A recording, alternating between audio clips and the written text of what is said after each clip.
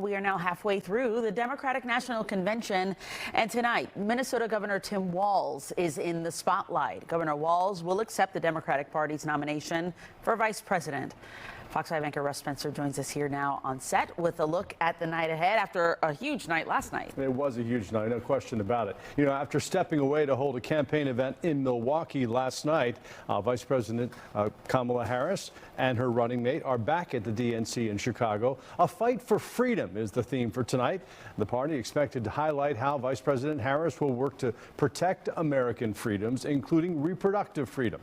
Later in the night, Governor Walz will deliver the keynote speech of the evening, focusing on freedoms that Democrats say former President Trump would take away if reelected. Democrats are hoping to build on last night's enthusiasm after fiery speeches from former President Barack Obama and former First Lady Michelle Obama. Here's a 78-year-old billionaire who has not stopped whining about his problems since he rode down his golden escalator 9 years ago.